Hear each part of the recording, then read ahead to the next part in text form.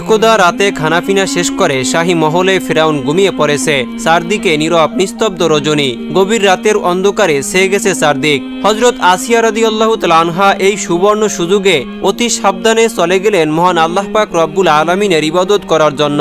অনেকক্ষণ যাবৎ তিনি একাগ্র চিত্রে মহান আল্লাহ পাক রব্বুল আলামিনের ইবাদত করলেন। অতঃপর দুই হাত তুলে মহান প্রভুর দরবারে দোয়া করলেন, হে মহান দয়ালু আল্লাহ, ভূমণ্ডল ও নবমণ্ডলের সবকিছুই তোমার ইচ্ছায় পরিচালিত হচ্ছে। তোমার একচ্ছত্র ও অধিকারের মধ্যে কারো কোনো কৃতিত্ব নেই। হে দয়ালু, হে রহমানুর রহিম, আমার প্রাণের স্বামীকে তুমি হেদায়েত দান করো। তিনি অবুজের মতো নিজেকে আল্লাহ বলে দাবি করছেন আর অহংকারের সাথে অবাধ্যদের উপর অত্যাচার চালিয়ে যাচ্ছেন। হে মাবুদ, তুমি তার মনকে সাফ করে দাও, তার মধ্যে বুঝ পয়দা করে দাও, তার ভুলকে ভেঙে দাও। হে রব্বুল আলামিন, আমার স্বামী নির্বোধ ও বোকা, তুমি তাকে এমন জ্ঞান দান করো যেন সেই জ্ঞানের বদলতে সে তার ভুল ত্রুটিগুলো বুঝতে পারে এবং ভুল ত্রুটি উপলব্ধি করতে পারে। আমরা তোমারই সৃষ্টি, তুমি আমাদেরকে ক্ষমা করে দাও এবং আমাদের সকলকে তোমার প্রদর্শিত পথে চলার তৌফিক দান করো। হে দয়াময়, মেহেরবানি করে তুমি আমার এই গভীর রাতের ফরিয়াদকে কবুল করো। তখন এভাবে হযরত আসিয়া রাদিয়াল্লাহু তাআলা আনহু গুনগুন করে নিজের জন্য, নিজের স্বামীর জন্য এবং দুনিয়ার সকল মানুষের কল্যাণের জন্য অনেকক্ষণ যাবৎ আল্লাহ পাক রব্বুল আলামিনের দরবারে রোনাজারি করে কান্না করে আল্লাহ পাক রব্বুল আলামিনের কাছে প্রার্থনা জানাচ্ছিলেন। কিন্তু হঠাৎ তার এই করুণ কান্নার আওয়াজ ফেরাউনের কানে চলে গেল আর তৎক্ষণাৎ সে জাগ্রত হয়ে উঠল এবং সে হযরত আসিয়া রাদিয়াল্লাহু তাআলা আনহার ফরিয়াদের কিছু কথা শুনে ফেলল। হযরত আসিয়া রাদিয়াল্লাহু তাআলা আনহা এইরূপ ইবাদত বন্দেগী ও আল্লাহর কাছে ফরিয়াদ দেখে ফেরাউন ক্রোধান্বিত হয়ে উঠল এবং সে হযরত আসিয়াকে বলল, হে আসিয়া, তুমি তো সীমা অতিক্রম করেছ। তুমি হচ্ছ আমার স্ত্রী, আমার ঘরে বাস করো এবং আমারই খানাফিনা খাও, অথচ তুমি আমার ইবাদত না করে আমার ঘরে বসে অন্য কোনো খোদার ইবাদত করছো। এটা বড়ই অসহনীয় ব্যাপার। আমি তোমাকে বারবার হুঁশিয়ার করছি, কিন্তু তুমি আমার হুঁশিয়ারি কোনো মূল্যই দিচ্ছ না। এ কারণ কি আসিয়া? হযরত আসিয়া রাদিয়াল্লাহু তাআলা আনহা মিনত করে বললেন, হে প্রাণের স্বামী, আমি আপনার একজন দাসী। আমার কাজ আপনার সেবা করা, সদা সর্বদা আপনার খেয়াল রাখা এবং আপনার মঙ্গল কামনা করা। আমি আপনার ইহলৌকিক ও পরলৌকিক সুখ শান্তি কামনা করি। আমি আপনার কোনো অমঙ্গল ও ধ্বংস কামনা কখনো করি না। ফেরাউন বলল, আমি তোমার ওইসব কথা শুনতে রাজি নই। আমি তোমার কার্যকলাপে অত্যন্ত অসন্তুষ্ট। আমি আর সহ্য করব না। তুমি সাবধান হয়ে যাও। এই শেষবারের মতো আমি তোমাকে সতর্ক করলাম। আমি আবারও বলছি, তোমার মুখে যেন আমি আর মুসার খোদার নাম না শুনি। তখন আসিয়া রাদিয়াল্লাহু তাআলা আনহু হতাশ হয়ে বললেন, হে স্বামী, আপনি তো মিশরের অধিপতি। মিশরের সাধারণ জনগণ আপনার আইন মেনে চলে। আপনার মতো বুদ্ধিমান ও শক্তিশালী ব্যক্তি এখানে দ্বিতীয় আর কেউ নেই, তা আমি ভালো করেই জানি। তথাপি আপনি কেনজেন একটা অবুজের মতো কথা বলছেন।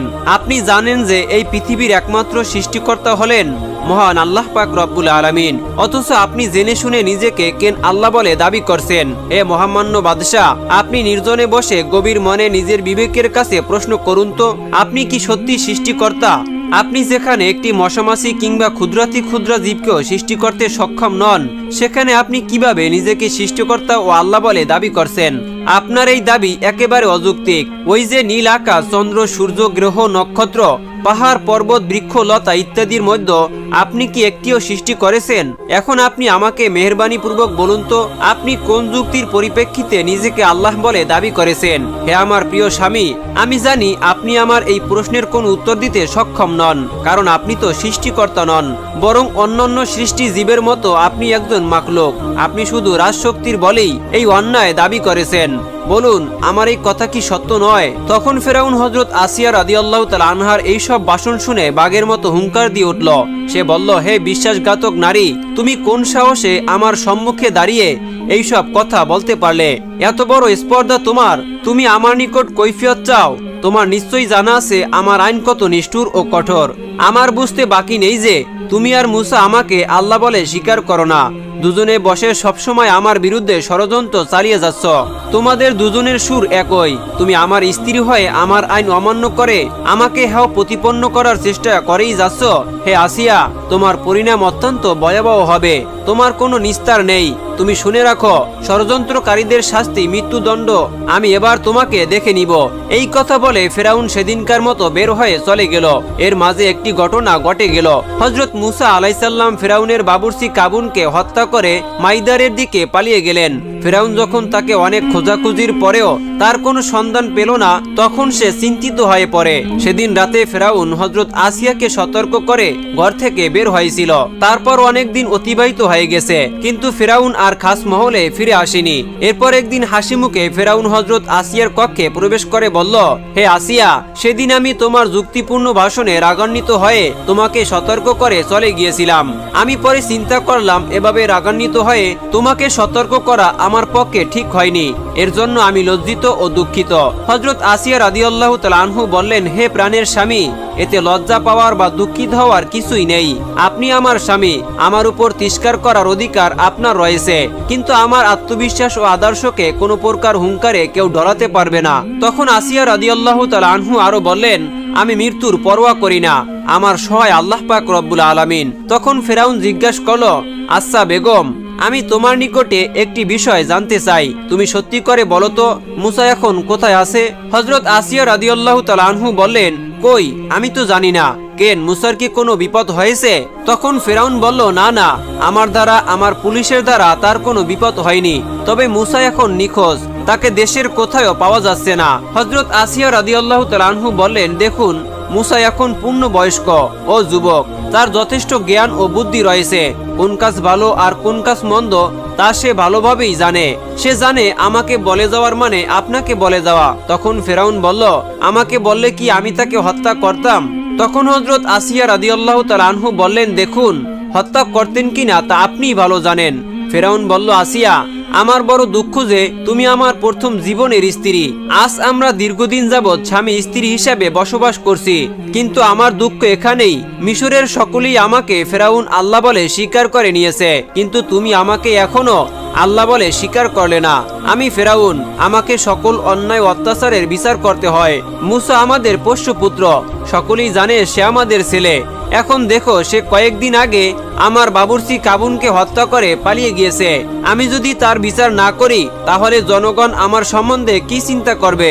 তখন হযরত আসিয়া রাদিয়াল্লাহু তাআলা আনহু বললেন, আপনার এই কথার উত্তরে আমি যদি বলি, আপনি যে এই পর্যন্ত অসংখ্য বনী ইসরায়েল শিশুকে হত্যা করেছেন, সে ব্যাপারে নিজের কোনো বিচার করেছেন? আপনি তথাকথিত জ্যোতিষীদের কথায় বিশ্বাস করে এ পর্যন্ত বনী ইসরায়েলের কত শত নিষ্পাপ শিশুকে হত্যা করেছেন, এটা কি অন্যায় নয়? আর এই অন্যায়ের কোনো বিচার নেই? তখন ফেরাউন বলল, আসিয়া, আমি ভেবেছিলাম আজ আমি তোমার উপরে রাগ করব না, কিন্তু শেষ পর্যন্ত তুমি আমাকে সেই পর্যায়ে নিয়ে গেলে। তুমি জেনে রাখো, আমি আল্লাহর দাবির দ্বারা মানুষের অন্তরে আমার সিংহাসনকে খুব সুন্দরভাবে স্থায়ী করে রাখতে চাই। অতএব তোমার কাছে আমার শেষ কথা এই যে, তুমি আমার স্ত্রী হয়ে যদি আমাকে আল্লাহ বলে স্বীকার না করো, তবে অতি সত্বর তুমি এর শাস্তি আস্বাদন করবে। তখন হযরত আসিয়া রাদিয়াল্লাহু তাআলা আনহু বললেন, স্বামী, আমিও আপনাকে বিনীতভাবে অনুরোধ করছি, আমি বিশ্বাস করি সেই পরম দয়ালুদাতা নিরাকার সৃষ্টিকর্তা আল্লাহ পাক রব্বুল আলামিনের উপর। আমি তার ইবাদত করি, তিনি আমার একমাত্র উপাস্য। অতএব আপনিও সেই মহান প্রভু আল্লাহ পাক রব্বুল আলামিনের প্রতি ঈমান আনুন। আপনার প্রতি তো আমি কোনোদিনও ঈমান আনব না। হযরত আসিয়া রাদিয়াল্লাহু তাআলা আনহু এর এইরূপ কথা শুনে ফেরাউন আজকেও রাগান্বিত হয়ে উঠল এবং রাগান্বিত হয়ে খাস মহল থেকে বেরিয়ে গেল। তখন হযরত আসিয়া রাদিয়াল্লাহু তাআলা আনহুকে শাস্তি দেওয়ার মনস্থ করে ফেরাউন তার অন্তরঙ্গ বন্ধু হামানকে শাহী মহলে আহ্বান জানালো। যথাসময়ে শয়তানের দোসর হামান শাহী কক্ষে এসে উপস্থিত হলো। হামান বলল, জাহাপনা, কোনো দুর্ঘটনা ঘটেছে নাকি? ফেরাউন বলল, হামান, তুমি আমার বাল্য বন্ধু এবং প্রধানমন্ত্রী। এ পর্যন্ত মিশরে এসে আমি যা কিছু করেছি তা সবকিছুই আমি তোমার পরামর্শে করেছি, তুমি বলো, তাই না? তখন হামান বলল, হ্যাঁ, তা তো বটেই, আমার সবকিছুই স্মরণ রয়েছে, এখন ব্যাপার কি তাই খুলে বলুন। তখন ফেরাউন খুব আস্তে আস্তে বলতে লাগলো, এটা ঘরোয়া ব্যাপার। আমার স্ত্রী আসিয়া আমাকে আল্লাহ বলে স্বীকার করে না, তাকে অনেক শাস্তির হুমকি দিয়েছি, তার সঙ্গ ত্যাগ করেছি, কিন্তু শেষ পর্যন্ত আমি ব্যর্থ হয়েছি। সে লাশারিক আল্লাহকে বিশ্বাস করে, আমার অজান্তে গভীর রাতে আল্লাহর দরবারে প্রার্থনা জানায়, তার কাছে রোনাজারি করে আর বিড়বিড় করে কি যেন বলে। আমাদের পোষ্যপুত্র মুসাকেও সে তার দলে ভিড়িয়ে নিয়েছে। এমনকি সে আমাকে নসিহত করে যে আপনি নিজেকে আল্লাহর দাবি ছেড়ে দিয়ে লাশারিক আল্লাহর প্রতি ঈমান আনেন। অন্যথায় আপনার ভাগ্য বিপর্যয় ঘটবে।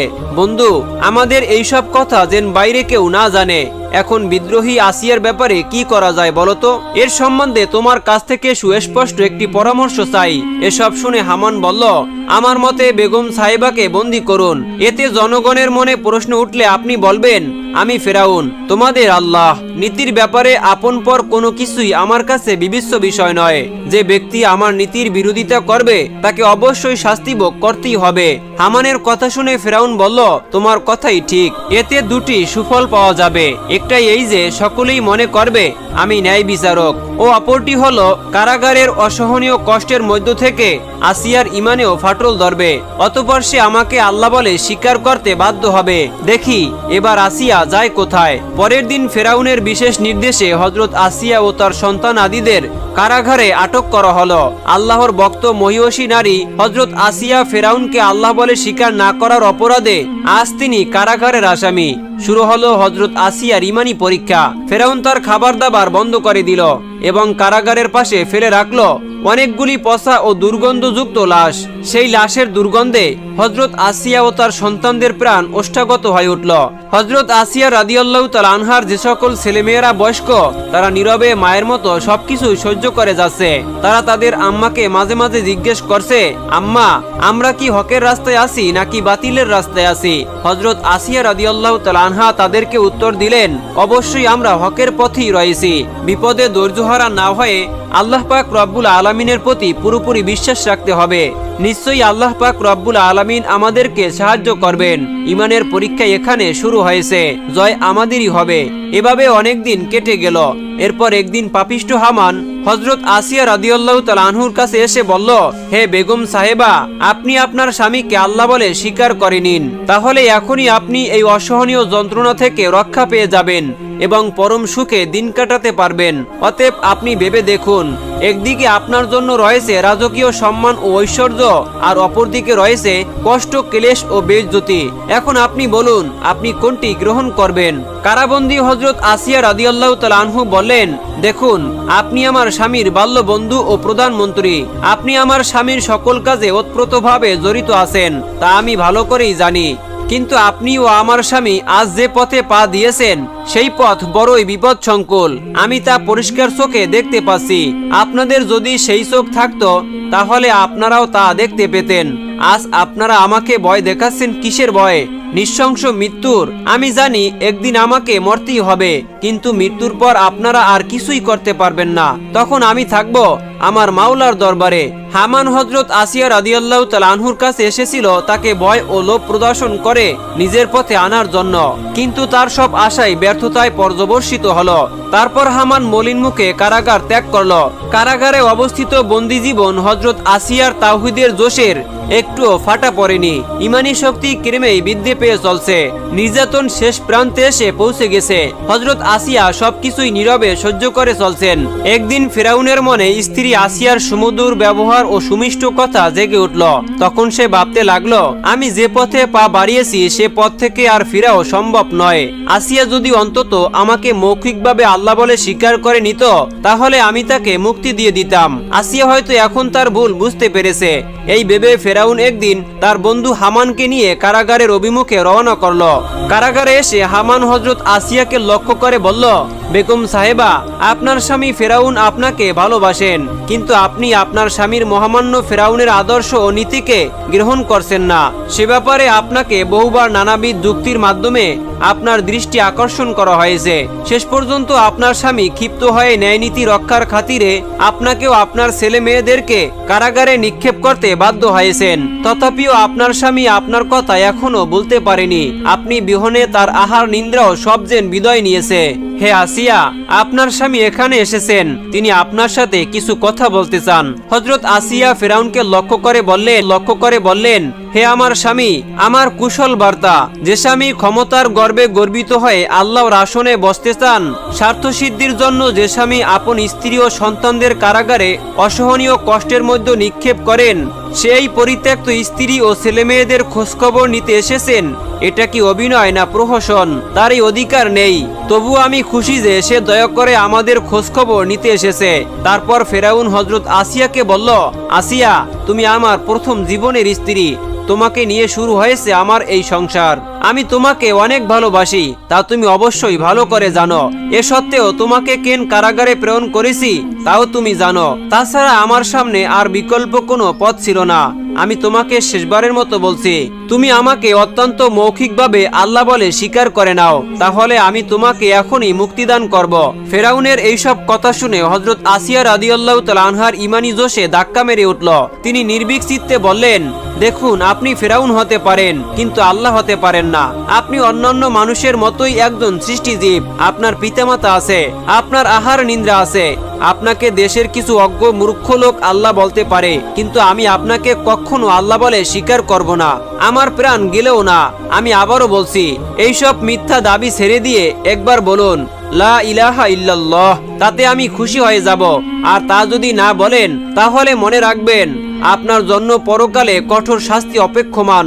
হযরত আসিয়ার এইসব কথা শুনে ফেরাউন ক্রোধান্বিত হয়ে উঠল এবং বলল, হামান, তিনি আমাদের কথা রাখবে না। এটাই আমাদের শেষ প্রচেষ্টা ছিল। তুমি ঘোষণা করে দাও, আগামীকাল প্রকাশ্য স্থানে এই বিশ্বাসঘাতক নারীর শাস্তি প্রদান করা হবে, আর সেই বিচার হবে খুব কঠিন। মিশরবাসীরা দেখবে ফিরাউনকে আল্লাহ বলে স্বীকার না করার পরিমাণ কতটা ভয়ঙ্কর হতে পারে। ফিরাউনের এই কথা শুনে হযরত আসিয়া বুঝতে পারলেন আগামীকাল তার জীবনের প্রদীপ নিভে যাবে। তাই তিনি সেজন্য প্রস্তুত হতে লাগলেন। রাত পোহালো, ভোর হলো। আজ বিচারের দিন। আজ প্রকাশ্য ময়দানে ফেরাউনের মহামান্য বেগম তাওহীদ বিশ্বাসী হযরত আসিয়া ও তার সন্তানদের ভয়াবহ বিচারের দিন। বিচার দেখার জন্য শহরের আবাল বিদ্যা বনিতা সকলেই এসে উপস্থিত হয়েছেন। বন্দিনী বেশি হযরত আসিয়া ও তার সন্তানদেরকে ময়দানে হাজির করা হলো। যথাসময়ে ফেরাউন ও তার সভাসদবর্গ উপস্থিত হলো। ভাব গম্ভীর পরিবেশ, চারদিকে নীরবতাই ছেয়ে গেছে। সকলেই উৎসুক হয়ে তাকিয়ে আছে ফেরাউনের দিকে, সে যে কি নির্দেশ দেয়। শেষবারের মতো বন্দিনী আসিয়ার কাছে গিয়ে ফেরাউন বলল, আসিয়া, এখনো সময় আছে। শেষবারের মতো বলছি, আমাকে আল্লাহ বলে স্বীকার করবে কিনা? হযরত আসিয়া বললেন, আমি সর্বশক্তিমান মহান সৃষ্টিকর্তা আল্লাহর অস্তিত্ব বিশ্বাস করি, আর আপনাকেও শেষবারের মতো বলছি, আপনিও আমার আল্লাহকে স্বীকার করে নিন। ফেরাউন বলল, আসিয়া, তুমি কার সম্মুখে দাঁড়িয়ে কথা বলছো? তুমি কি জানো আমি কে? তখন হযরত আসিয়া রাদিয়াল্লাহু তাআলা আনহা বললেন, আমি জানি আপনি ও আমি লা শারীক আল্লাহর দাস। ফেরাউন তখন বলল, আসিয়া, তুমি এখনো আমাকে আল্লাহ বলে স্বীকার করে নাও, আর তুমি যদি আমাকে আল্লাহ বলে স্বীকার করে নাও তাহলেই তুমি মুক্তি পেয়ে যাবে, অন্যথায় তোমার মৃত্যু অনিবার্য। হযরত আসিয়া রাদিয়াল্লাহু তাআলা আনহা বললেন, আমি আপনার কাছে প্রাণ ভিক্ষা চাই না, আমি আমার মাওলার দরবারে যাওয়ার জন্য উৎসুক হয়ে আছি। হযরত আসিয়ার এইসব কথা শুনে ফেরাউন অত্যন্ত ক্রোধান্বিত হয়ে জল্লাদকে হুকুম দিল, জল্লাদ, এই অবদ্ধ নারীকে নৃশংসভাবে হত্যা করার ব্যবস্থা করো। একে হত্যা করে আমি শিয়াল ও কুকুর দ্বারা খাওয়াবো।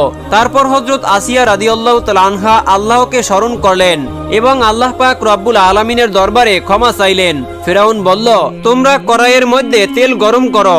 সাথে সাথে ফেরাউনের নির্দেশ পালন করা হলো। কড়াইয়ের মধ্যে তেল গরম করতে শুরু করা হলো। তেল টকবক করে ফুটছে। উত্তপ্ত গরম তেল দেখে হযরত আসিয়া রাদিয়াল্লাহু তাআলা আনহার সন্তানেরা বলল, আম্মা গো, আমাদেরকে কি ওই গরম তেলের মধ্যে ফেলে মারা হবে? তার জন্যই কি সেই তেলকে গরম করা হচ্ছে? হযরত আসিয়া রাদিয়াল্লাহু তাআলা আনহু উত্তর দিলেন, ভয় কিসের বাবা? আমরা তো আল্লাহ পাক রব্বুল আলামিনের প্রতি বিশ্বাস করেছি, আর আমরা তার কাছেই চলে যাব। ওই দেখো বাবা, ফেরেশতারা বেহেশতের বাগিচায় আমাদেরকে হাতছানি দিয়ে ডাকছে। তারপর ফেরাউন হযরত আসিয়াকে লক্ষ্য করে বলল, এখন যদি আমাকে আল্লাহ বলে স্বীকার না করো তাহলে ওই ফুটন্ত তেলের মধ্যেই তোমাদের সকলকে নিক্ষেপ করা হবে। হযরত আসিয়া রাদিয়াল্লাহু তাআলা আনহা বললেন, হে ফেরাউন, আমরা মৃত্যুকে ভয় করি না, আমরা আমাদের মাওলার দরবারে যেতে চাই। এই কথা শুনে ফেরাউন অত্যন্ত রাগান্বিত হয়ে গেল। সে জল্লাদকে হুকুম দিল, জল্লাদ, এই হতভাগিনীর সন্তানদেরকে তার সম্মুখে তেলের মধ্যে নিক্ষেপ করো। নির্দেশ অনুসারে এক এক করে হযরত আসিয়া রাদিয়াল্লাহু তাআলা আনহার এই 6 জন সন্তানকে তেলের মধ্যে নিক্ষেপ করা হলো। বাকি রইল শুধু একটি মাসুম বাচ্চা। অবধ শিশুটি তার মাকে জড়িয়ে ধরল। জল্লাদ অনেক চেষ্টা করেও তার মায়ের কাছ থেকে তাকে ছাড়িয়ে নিতে পারল না। এই দৃশ্য দেখে ফেরাউন শিশুটির কাছে আসলো। নিষ্পাপ শিশুটি মনে করছিল ফেরাউনের কাছে গেলে হয়তো জল্লাদ তাকে আর ধরতে পারবে না, তাই ছেলেটি ফেরাউনের কোলে ঝাঁপিয়ে পড়ল। কিন্তু নরপিশাচ ফেরাউনের মনে দয়া হলো না। সে নিজের হাতেই সেই বাচ্চাটিকে উত্তপ্ত তেলের মধ্যে নিক্ষেপ করলো। তারপর ফেরাউন বলল, আসিয়া, এবার তোমার পালা। তোমাকে আবার বলছি, তুমি একবার আমাকে আল্লাহ বলে স্বীকার করে নাও। তখন হযরত আসিয়া রাদিয়াল্লাহু তাআলা আনহা বললেন, কোনোদিনই তোমাকে আমি আল্লাহ বলে স্বীকার করব না। কোনো বুদ্ধিমান লোক তোমার এই পশুর মতো কাজ দেখে তোমাকে আল্লাহ বলে স্বীকার করবে না। তুমি নর্দম, তুমি রক্তপিশাচ হয় না। তুমি এখন যা ইচ্ছা তাই করতে পারো। আমার এই দুনিয়াতে বেঁচে থাকার কোনো খায়েশ নেই। আমি তো আমার মাওলার দরবারে যাওয়ার জন্য উদ্গ্রীব হয়ে আছি। তারপরে ফেরাউনের মনে ভয় দেখা দিল। সে মনে করতে লাগলো, এই নারীকে বেশিক্ষণ জীবিত রাখলে এর তেজতীপ্ত ঈমানের কথায় জনগণের মধ্যে ভ্রান্তির সৃষ্টি হবে। তারপর সে জল্লাদকে লক্ষ্য করে বলল, জল্লাদ, পৃথিবী দেখুক আইনের ব্যাপারে ফেরাউন কত নিষ্ঠুর ও নির্দয়। পৃথিবী জানুক সে যে আইনের ব্যাপারে তার নিজের স্ত্রীকেও ছাড় দেয় না। যাও, তুমি আর দেরি না করে আসিয়ার শাস্তি শুরু করো। জল্লাদ অগ্রসর হয়ে হযরত আসিয়া রাদিয়াল্লাহু তাআলা আনহার পিঠে, পাজরে, হাতে, পায়ে এবং কপালে লৌহ শালাকা বিদ্ধ করল। হযরত আসিয়া রাদিয়াল্লাহু তাআলা আনহা এইরূপ কঠিন শাস্তির মধ্য থেকেও শুধু এটুকুই বললেন, হে আমার দয়াময় প্রভু, তুমি আমাকে ফেরাউনের পাপপুরী থেকে উদ্ধার করো। তোমার কাছে আমাকে একটি ঘর বানিয়ে দাও। এমতো অবস্থায় ফেরাউন হযরত আসিয়াকে বলল, দেখি এখন আমি বড় নাকি তোমার আল্লাহ বড়। তখন হযরত আসিয়া রাদিয়াল্লাহু তাআলা আনহা নির্ভীক চিত্তে উত্তর দিলেন, আমার আল্লাহ তাআলাই সর্বশ্রেষ্ঠ মহান। তিনি ছাড়া পৃথিবীতে আর কোনো দ্বিতীয় মালিক নেই। তিনি লা শারিক, তার কোনো শরিক নেই। ফেরাউনের এবার শেষ নির্দেশ। সে জল্লাদকে নির্দেশ দিল, জল্লাদ, এই বিদ্রোহী নারীকে তুমি উত্তপ্ত তেলের মধ্যে নিক্ষেপ করো। সাথে সাথে ফেরাউনের নির্দেশ পালন করা হলো। হযরত আসিয়া রাদিয়াল্লাহু তাআলা আনহাকেও উত্তপ্ত তেলের মধ্যে নিক্ষেপ করা হলো। আর সাথে সাথে তার প্রাণবায়ু বিদায় হয়ে তিনি আল্লাহ পাক রব্বুল আলামিনের মেহমান হয়ে গেল। প্রিয় দর্শক, এই ছিল হযরত আসিয়া রাদিয়াল্লাহু তাআলা আনহার ঘটনা। এরকম নিত্য নতুন ইসলামিক ঘটনা পেতে অবশ্যই আমাদের এই চ্যানেলটি সাবস্ক্রাইব করে পাশে থাকবেন। দেখা হচ্ছে পরবর্তী ভিডিওতে। সে পর্যন্ত ভালো থাকুন, সুস্থ থাকুন। আল্লাহ হাফেজ।